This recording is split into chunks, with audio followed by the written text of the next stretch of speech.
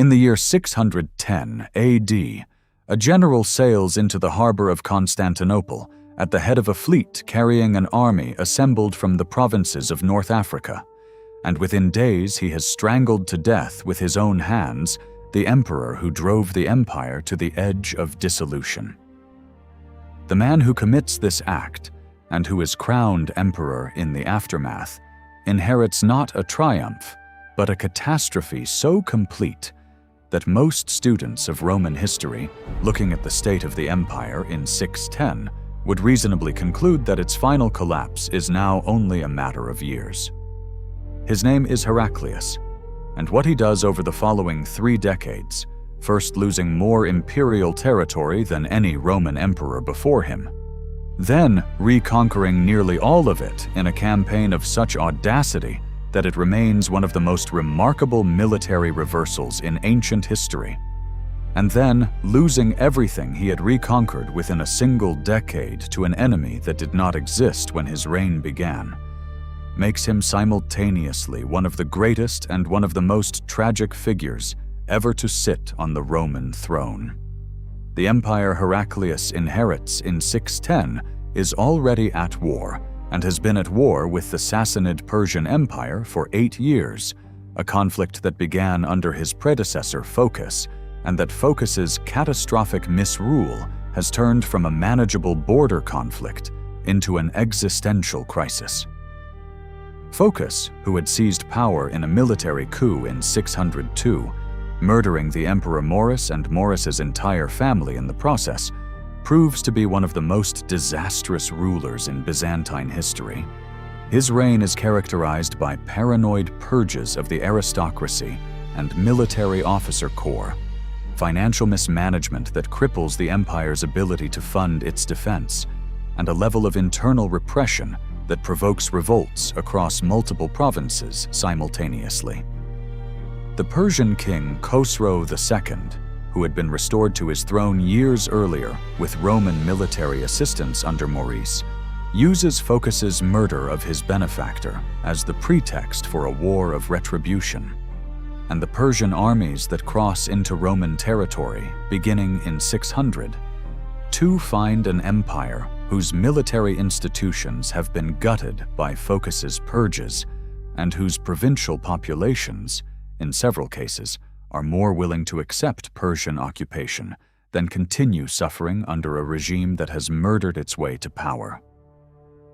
By the time Heraclius arrives in Constantinople in 610, having launched his own rebellion from his father's power base in North Africa, the military situation has deteriorated to a degree that has no precedent in the previous 3 centuries of Roman imperial history. Persian forces have overrun Roman Mesopotamia, pushed deep into Roman Syria, and are advancing into Anatolia itself. The Roman Empire's core heartland province, whose loss would sever the connection between Constantinople and virtually the entire eastern Mediterranean territory, the empire still controls. Heraclius takes power over an empire that is simultaneously fighting a war it is visibly losing, suffering from a treasury exhausted by Phocas's mismanagement, and governed by a military and administrative apparatus so damaged by internal purges that the new emperor initially lacks the basic organizational capacity to mount an effective response to the Persian advance. What follows Heraclius's accession is not immediate recovery, but continued catastrophe, unfolding across more than a decade in which the empire loses territory at a pace and scale that makes the eventual reconquest, when it finally comes, almost impossible to anticipate from the position Heraclius occupies in the 610s. Antioch, one of the great cities of the ancient Mediterranean world and the traditional seat of one of Christianity's most important patriarchates, falls to Persian forces in 611. Damascus falls in 613. And then, in 614, comes a blow that reverberates through the entire Christian world, with a psychological force that exceeds even its considerable strategic significance. Jerusalem falls to the Persian general Sharbaraz after a siege of 3 weeks, and the sack of the city that follows is remembered by contemporary chroniclers as a catastrophe of almost apocalyptic proportions.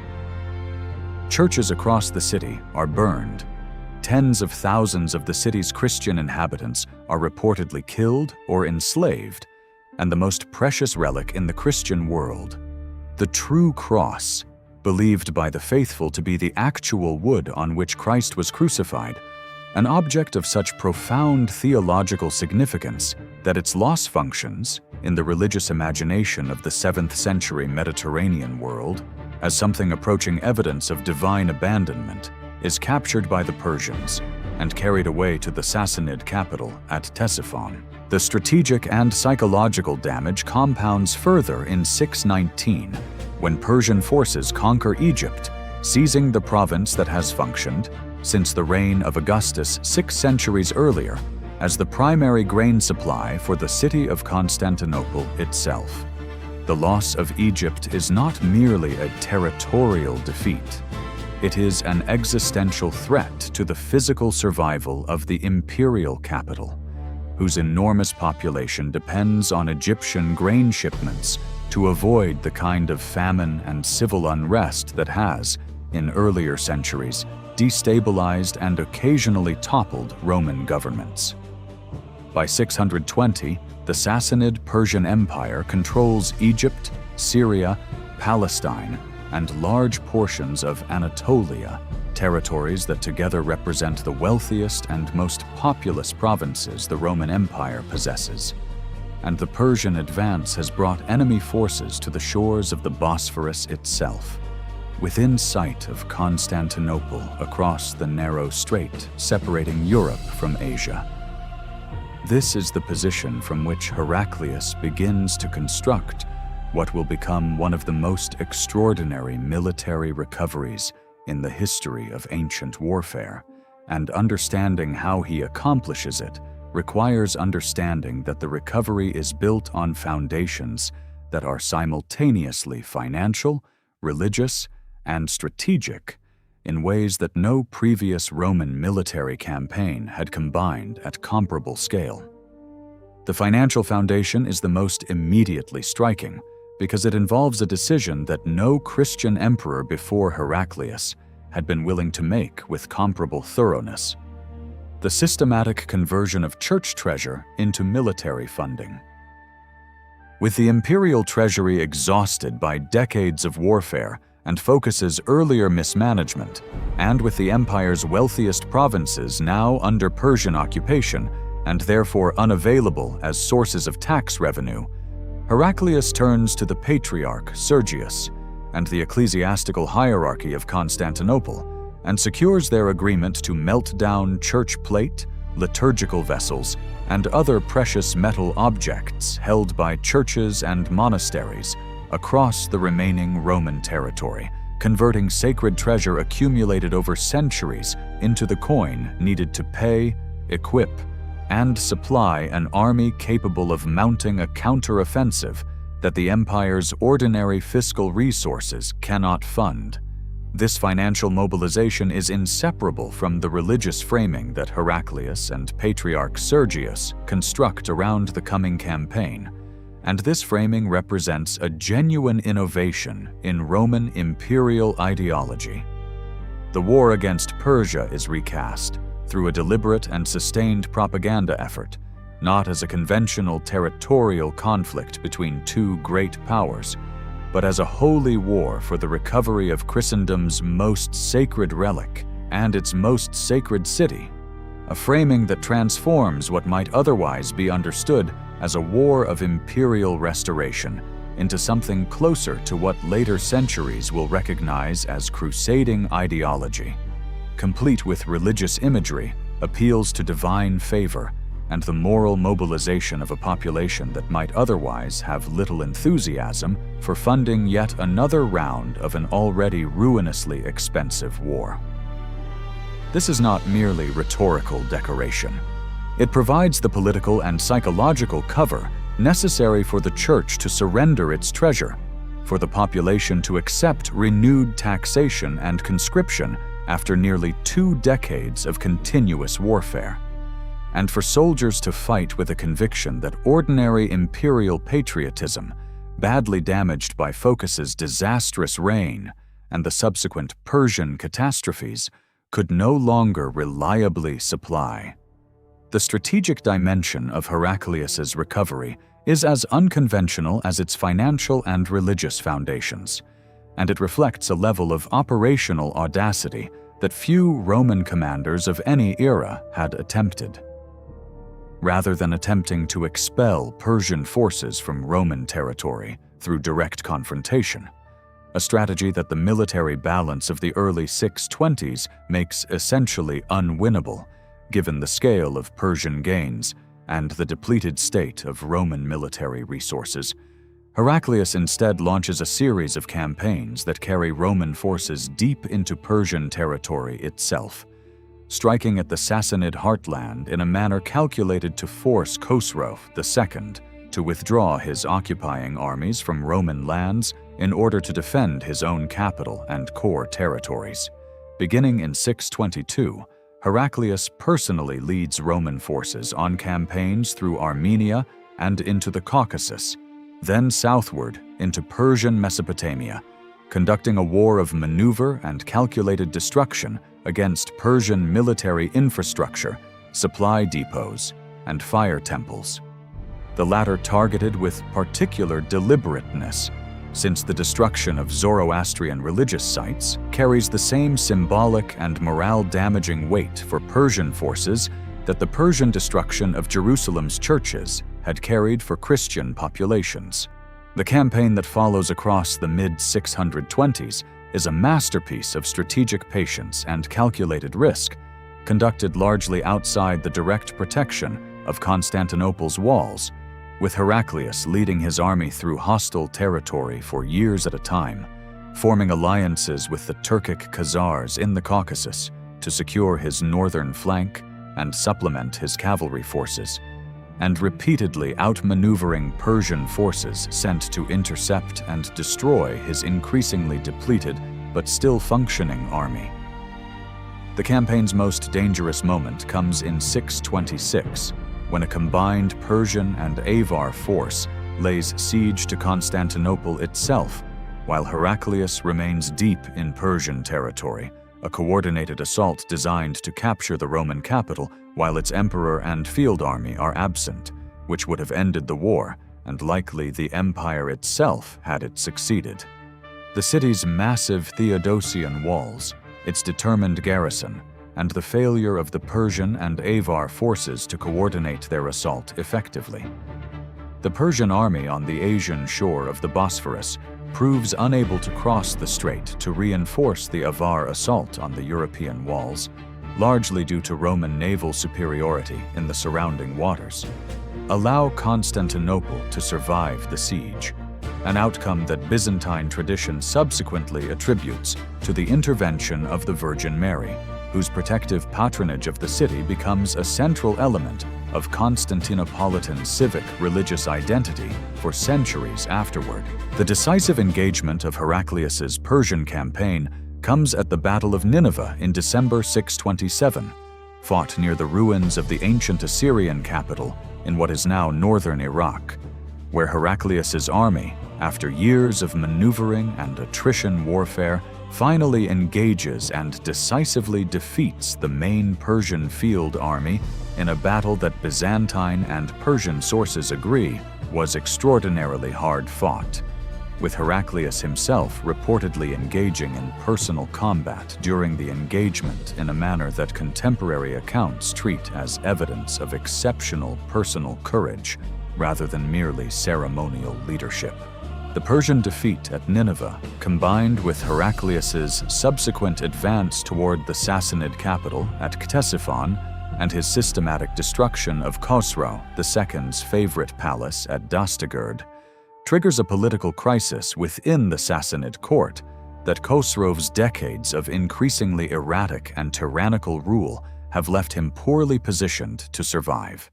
In February 628, Khosrow II is overthrown and murdered in a palace coup led by his own son Kavad II,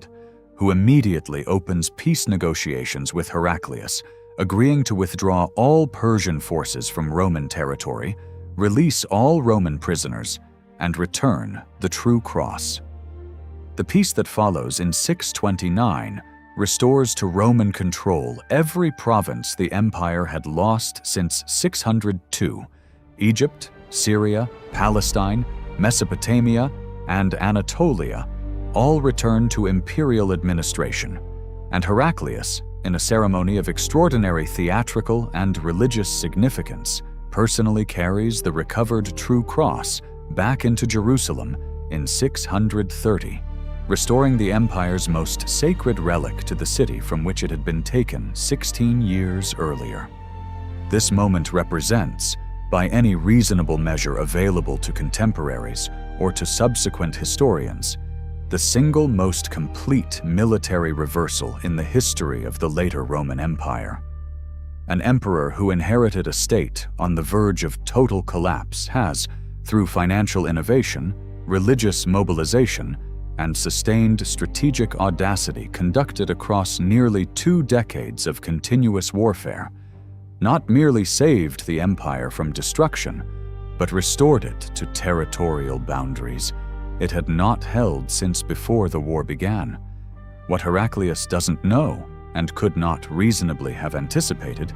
is that the empire he has just spent 26 years of continuous warfare rebuilding is fiscally, militarily, and demographically exhausted in ways that leave it catastrophically vulnerable to a threat that barely existed when his reign began. The Persian Empire, defeated and thrown into a succession crisis that will see 4 different rulers occupy its throne within a single year following Khosrow's murder, is in an even worse structural position. Its administrative apparatus, its military manpower, and its fiscal capacity have all been devastated by the same quarter-century of warfare that has exhausted Rome.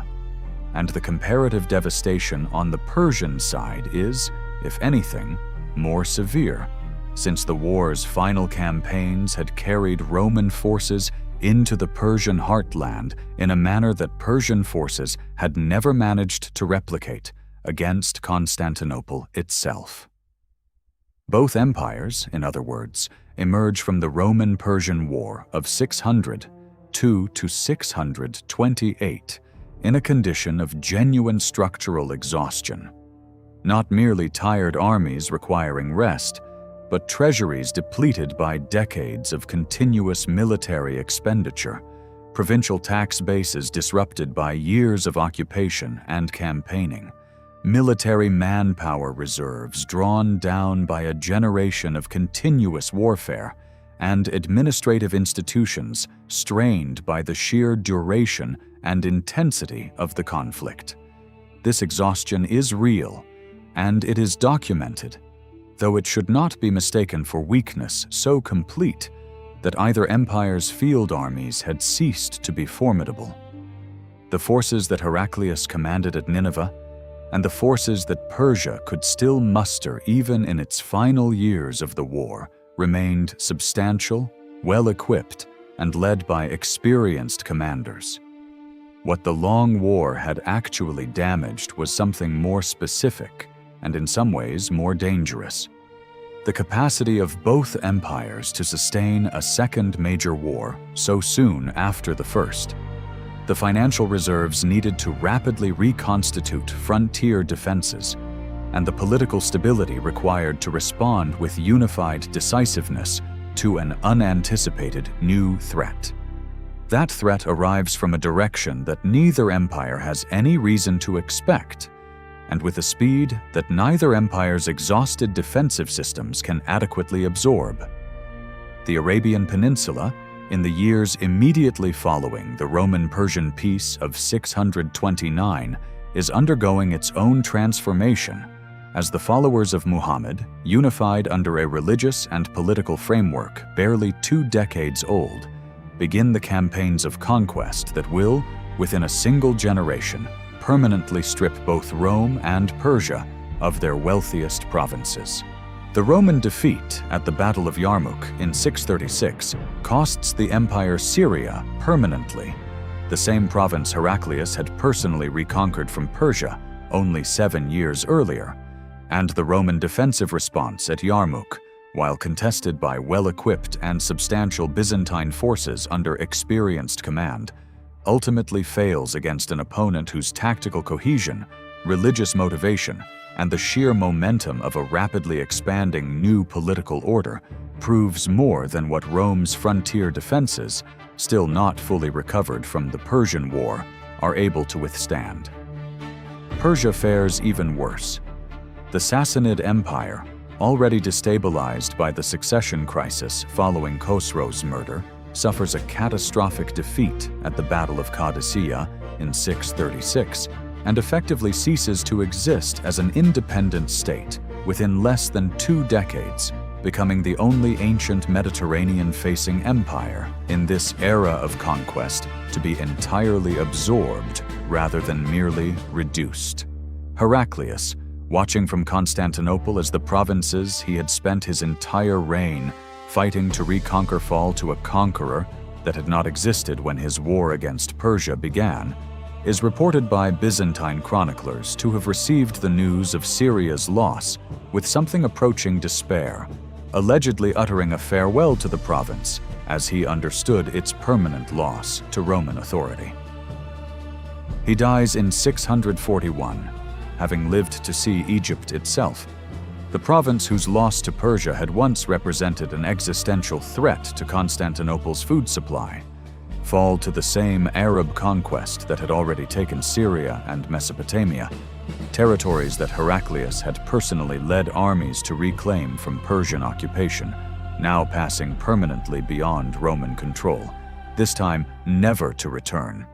The reign of Heraclius, examined as a complete arc rather than through the lens of either its triumphant middle section or its catastrophic beginning and ending, illustrates a structural reality about the relationship between military achievement and imperial sustainability that few reigns in ancient history demonstrate with comparable clarity.